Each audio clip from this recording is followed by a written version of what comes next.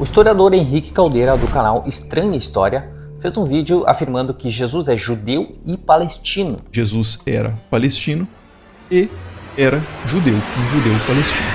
E o que me impressionou, além desta afirmação, foi ele apresentar evidências que, mesmo antes do imperador Adriano ter supostamente trocado o nome de Judéia para a Palestina, o termo Palestina já era usado para essa região. Mas será mesmo que Jesus era palestino?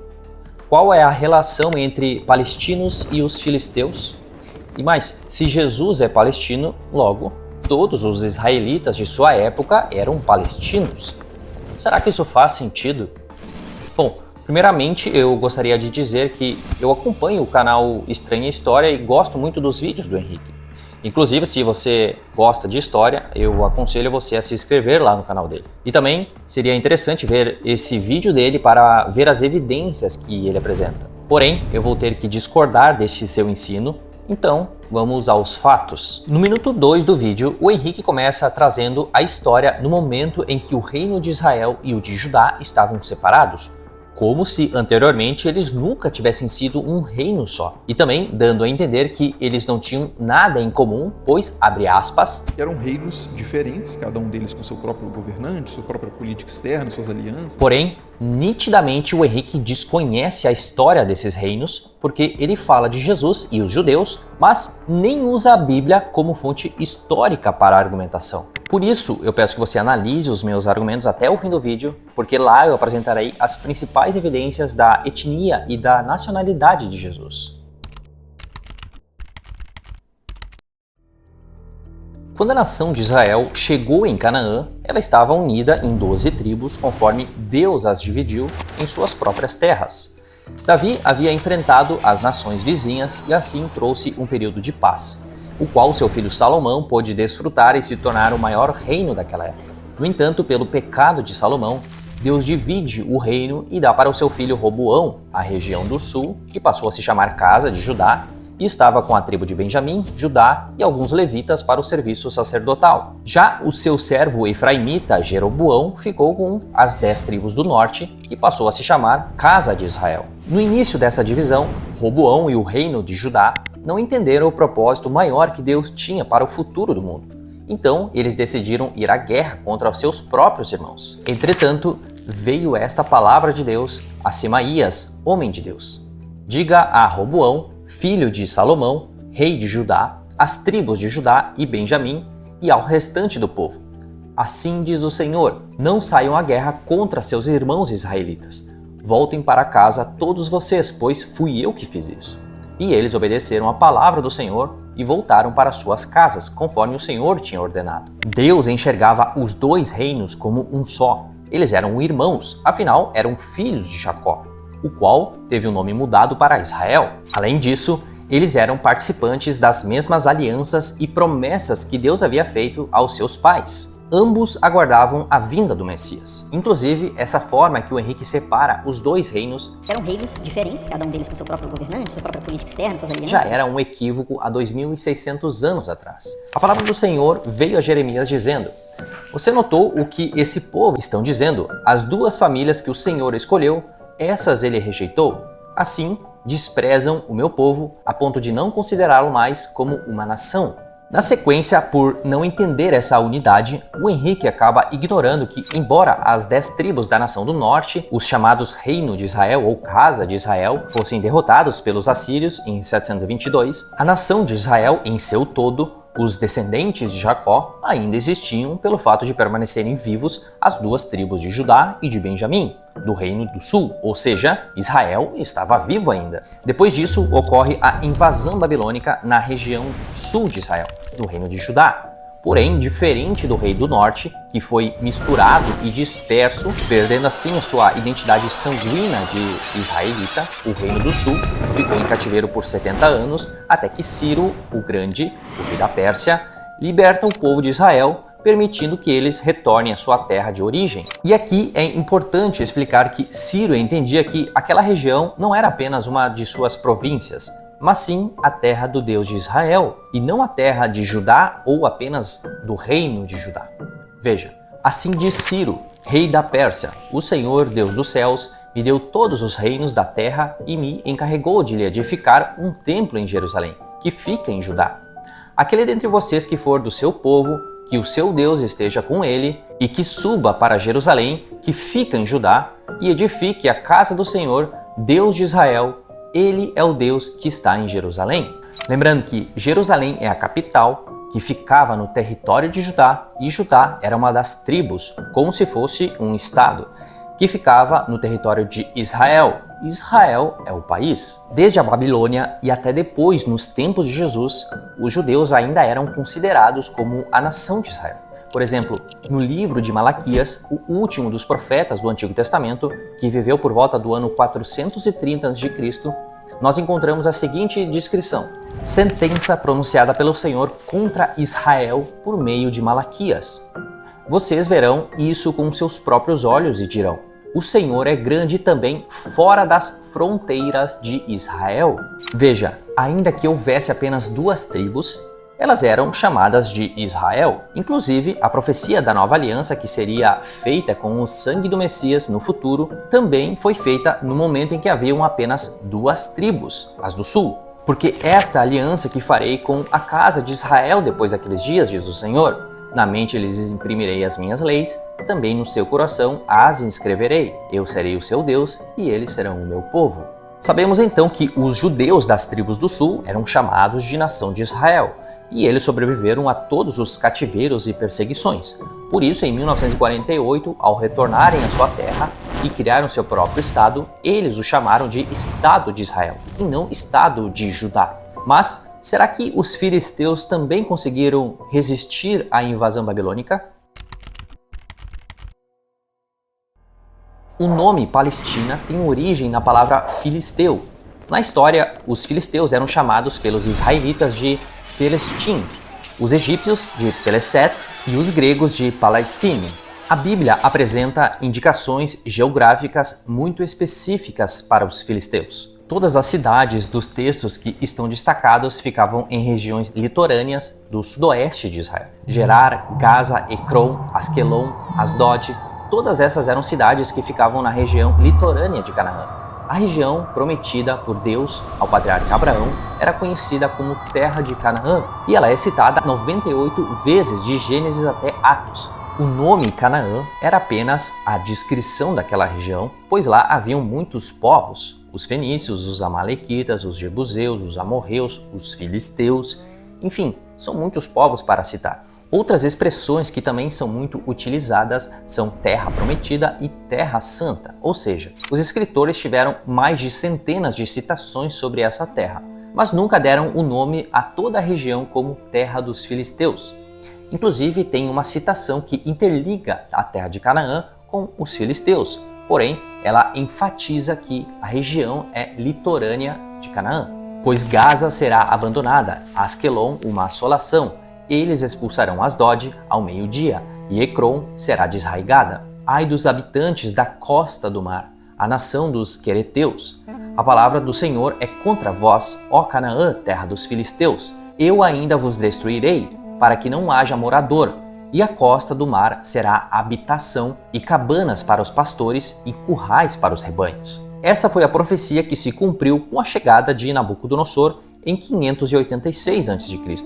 Os filisteus não resistiram ao cativeiro babilônico e perderam a sua identidade, ou seja, desapareceram. Existem textos babilônicos que mencionam a invasão na cidade de Asquelon, a mesma cidade que acabamos de ler na profecia bíblica. E, posteriormente, tanto a Bíblia como os textos babilônicos não mencionam mais os filisteus, indicando o seu fim. Bom, com relação às citações de Palestina ou Síria-Palestina antes do imperador Adriano, que foram feitas por Heródoto, Fílon de Alexandria, Flávio Joséfo e de muitas outras citações históricas em que mencionam o território mais amplo e não somente uma região litorânea, qual seria essa explicação? Em primeiro lugar, eu preciso admitir que eu estava equivocado em pensar que o termo Palestina só nasceria na região de Israel depois do imperador Adriano ter supostamente mudado o nome de Judéia para Palestina. Inclusive, eu fiz um vídeo no Instagram naquela época que viralizou, e nele eu acabei respondendo ao argumento do sheik islâmico. E é claro que aquele era um outro contexto, porque o sheik foi mentiroso em dizer que na Bíblia dizia que Jesus era palestino e não judeu. Jesus é palestino. Ok? Ok, mas qual é a explicação para esses textos?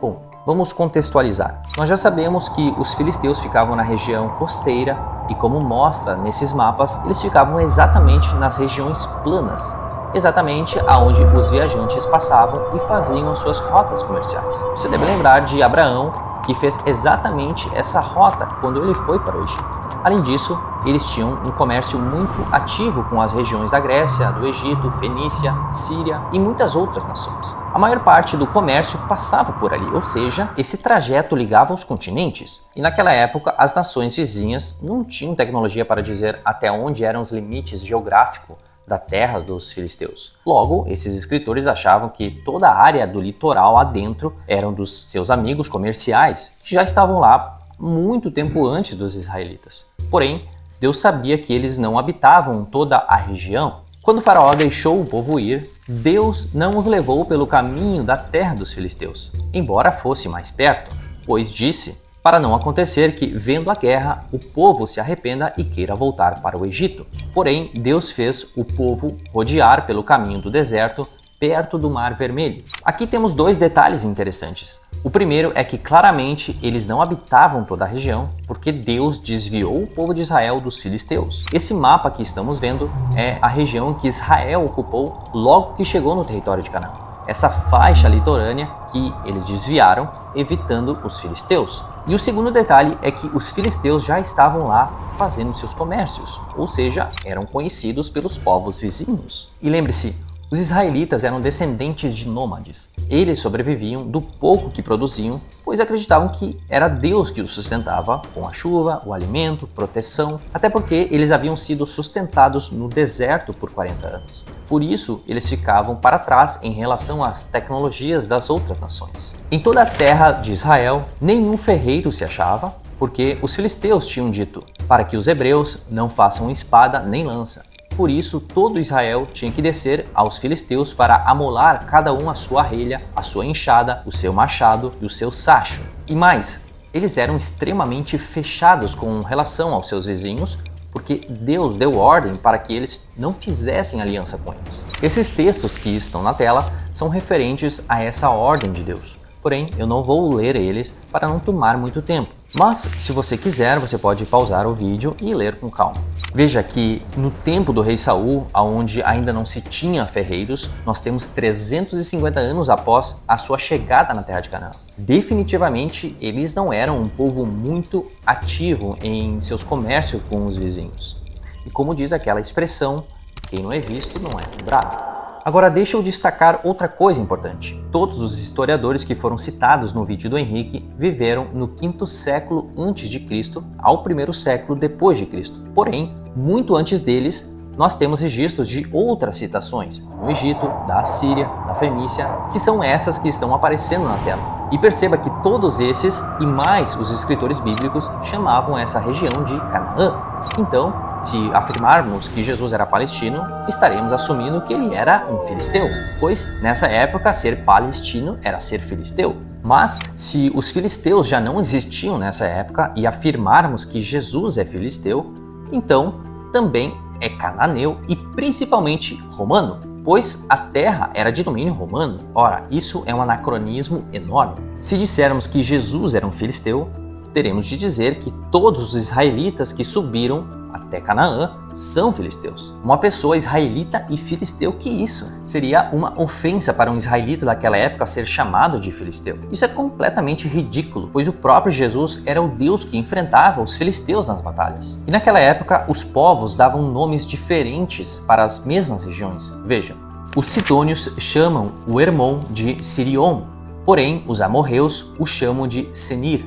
Trocar os nomes das regiões e cidades também era algo comum quando uma nação dominava a outra. Nós temos muitos exemplos bíblicos. E a casa de José enviou espias a Betel, cidade que anteriormente se chamava Luz. Então Davi e todo Israel foram a Jerusalém, que é Jebus, porque ali estavam os jebuseus, habitantes da terra. O nome de Hebron antes era Kiriat Arba. Este Arba foi o maior homem entre os Anaquins. Então, vamos resumir até aqui. Primeiramente, a região se chamava Canaã, e nessa época os filisteus habitavam a região litorânea e já eram conhecidos pelos povos vizinhos. Depois temos o êxodo dos israelitas, que desviaram do litoral para não se encontrarem com os filisteus. Então Israel acaba se posicionando à direita do litoral dos filisteus, e os filisteus se tornam conhecidos pelos povos que acabam imaginando que toda aquela região era deles. Então Israel é invadida pela Síria e perde 10 das suas tribos do norte. E anos depois, a Babilônia invade a região do sul e termina com os filisteus.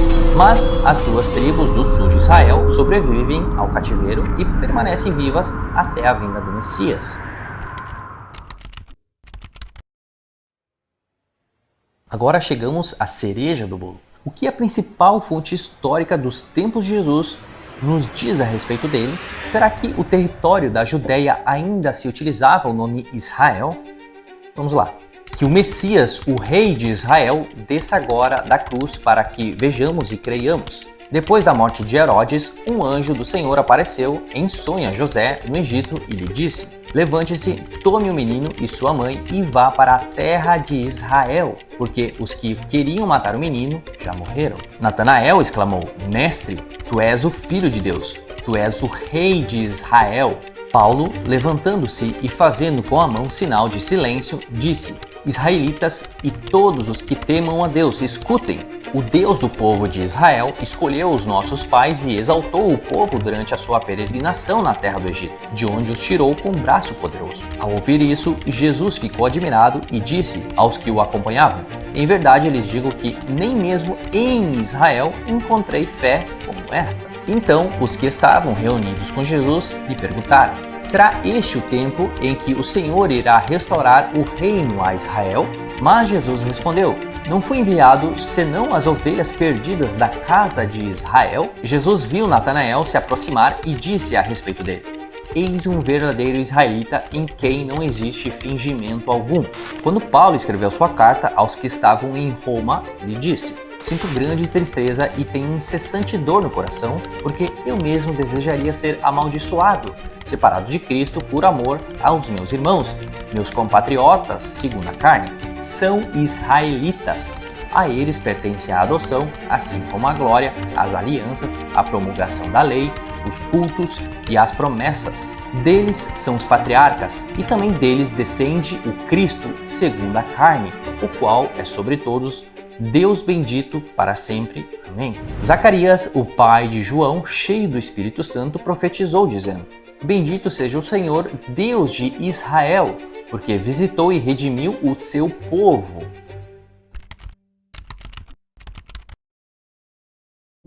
Atualmente existem 3 termos para a Palestina. O primeiro seria o povo filisteu, que deixou de existir com os babilônicos. O segundo seria a região geográfica de Canaã, que passou a se chamar Palestina com o passar do tempo, porém não era uma etnia pelo fato de não terem características específicas para uma etnia, ou seja, era apenas um nome para a região. E terceiro seria a Palestina dos tempos modernos, que aí sim é uma etnia, pois tem uma língua, uma religião, uma cultura, uma história, um território e possuem uma identidade coletiva. E assim como nós brasileiros não somos tupis-guaranis, afinal eles habitavam aqui antes de nós, os israelitas também não são palestinos, ou seja, Jesus não é palestino. Jesus é descendente de Abraão, que foi avô de Israel, e Israel teve um filho chamado Judá, que vieram os judeus, dos quais nasceu Jesus. Então, Jesus é judeu e israelita, assim como eu sou gaúcho e brasileiro, mas também israelita, porque Paulo diz: nem todos os de Israel são de fato israelitas, nem por serem descendentes de Abraão são todos filhos. Pelo contrário, por meio de Isaque será chamado a sua descendência. Resumidamente, quem crê no Messias judeu se torna israelita. Mas em outro momento eu posso falar disso se vocês quiserem. Então eu peço que você compartilhe esse vídeo para que essa mentira de Jesus ser palestino não ganhe espaço nos corações dos pequenos e também para que o antissemitismo não aumente. Deus te abençoe.